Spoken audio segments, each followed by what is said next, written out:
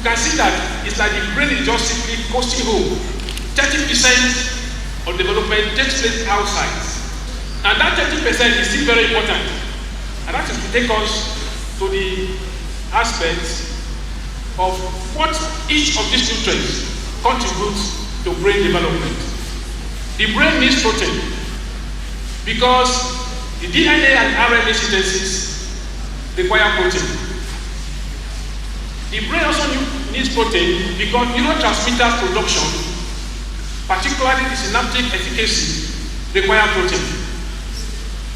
As you are listening to me now, you are able to connect what I'm saying because your brain was well developed and there's no problem with synaptic efficacy. Otherwise, as you hear, there will be a disconnect with what you are hearing and what you are understanding.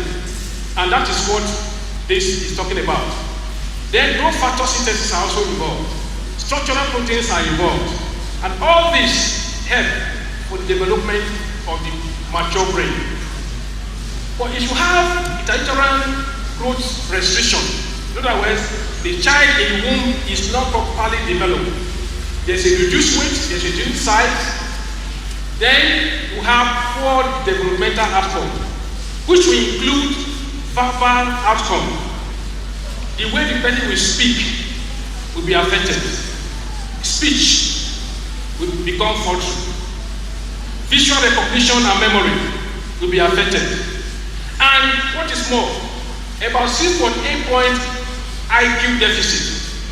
Now, an IQ for a normal human being ranges from 70 to 140 points for normal human beings, for you to at least be able to do a few things right. You can imagine if somebody loses 6.8 of that IQ because of malnutrition in the womb, it means if that person was to fall around that 70, he falls below. Although it's not in all cases, but in many cases, we find that a lot of people who are not able to cope with mental issues. In those days, in primary school, they would call mental. I don't know if you see there now. The teacher will come to the class, he tell you 2 times 2, 2 times 4, and they say it's mental. And the answer is expected to be very fast. There are some people who are your classmates, remember your primary school, who could not do well in mental. Some of them could not pass arithmetic, and therefore they didn't like mathematics. Some of them did not even do other subjects, and they dropped out. But it's amazing that about 50% of those who dropped out because of their inability to cope with academic rigor. Can you imagine you are handing over the maintenance of your automobile industry to people who will not do better, and you expect that they will repair your car very well? What kind of expectation is that?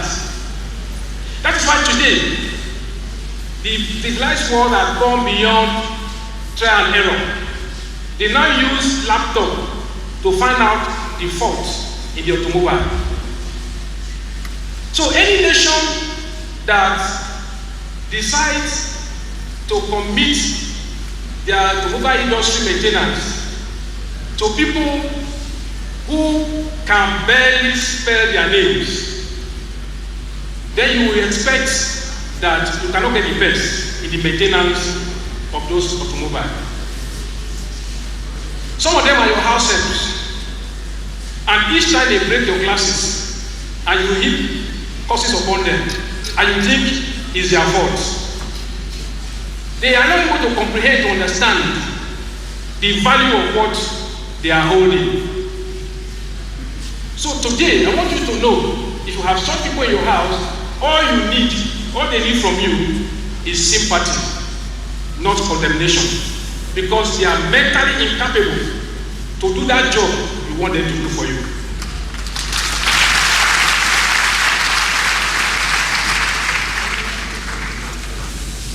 For brain development, we also require fats. Fats are components of cell membrane In fact, they are a major component of the synapse formation and the myelin sheath development. And one of the most important fatty acids is the DHA. DHA is not just only at the point of pregnancy. Even up to 6 years of age, DHA can still affect or improve your mental development. These are all fatty acids, and what I'll be saying is what is still being repeated. Let's look at iron. What can negatively affect neonatal brain iron status? If a child in the womb cannot get enough iron from the mother, and therefore the iron status of that child is deficient, then these are what are likely to happen. You have a problem that child, when he grows up later in life, because of the poor development of the brain, is likely to be hypertensive. Maybe as of the ages of 30 and above, sometimes 25 and above, they are already suffering from hypertension. The next that could happen is diabetes mellitus. In pregnancy, if a woman is diabetic and is also deficient in iron, it can lead to premature delivery, and that could lead to a lot of problems. That is why a woman that is pregnant is advised never to smoke, because smoking will also affect the mental development of that child. If you are a smoker and you are here and you cannot afford to stop smoking when you are pregnant, please, that period, do stop for the sake of your baby, not for your sake.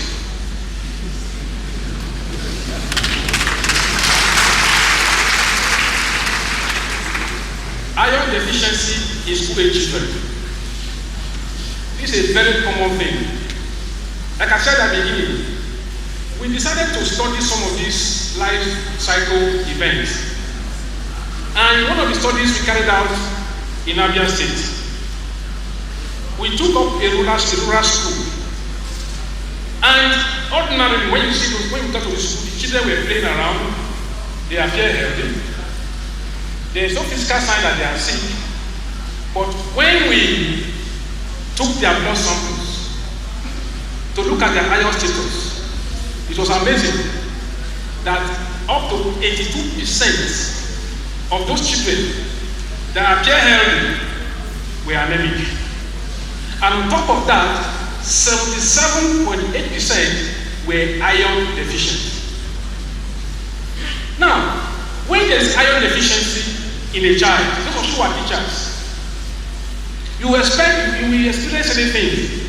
Any child, when you are teaching, keep excusing you.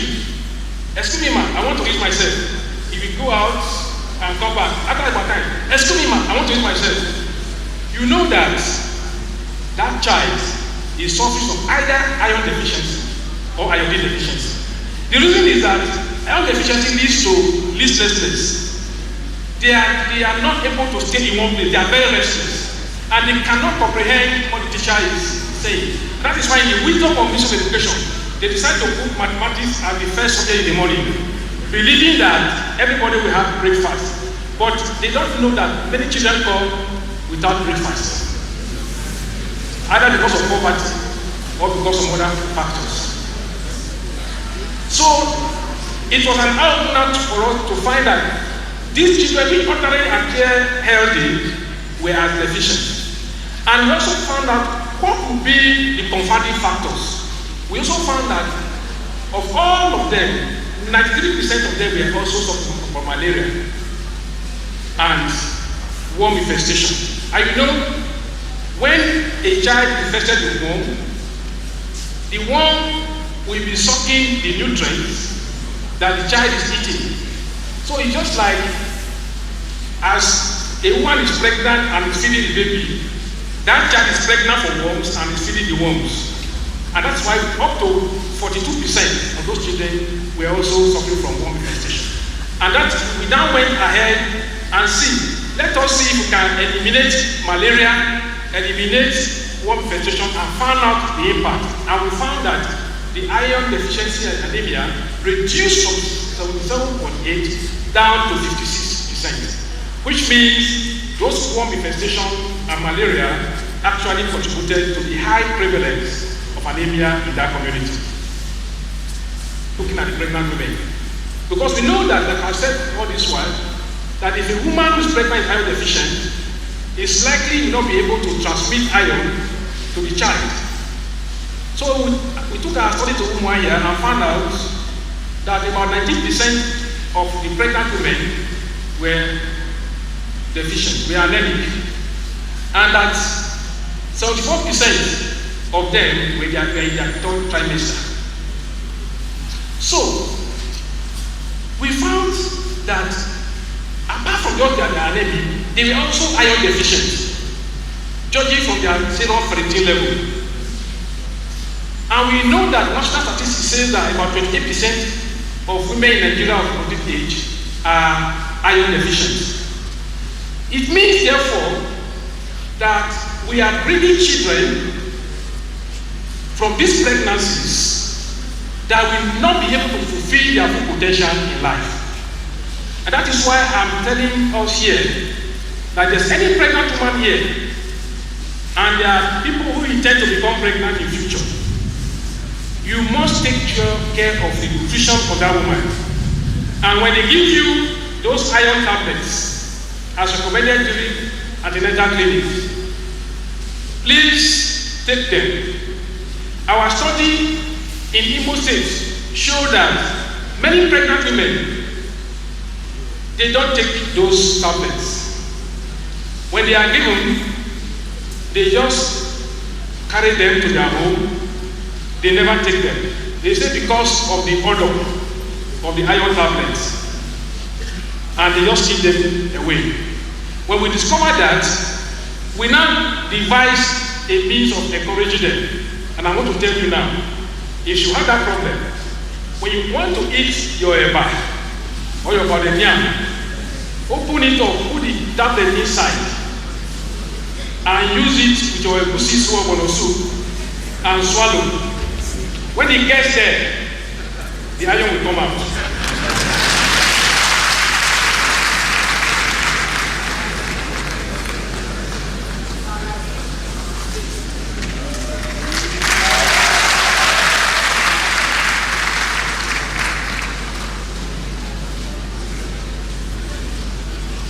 It is segregated on the zones: dry savanna zone, moist savanna zone, and humid forest. What are the consequences, in addition to what I have said so far? For adults, there is reduced work capacity, and therefore reduces productivity and earnings, and even the ability to care for children. I imagine an iron deficient woman who has delivered, who is listless. How will he be able to care for that child? These are some of the implications.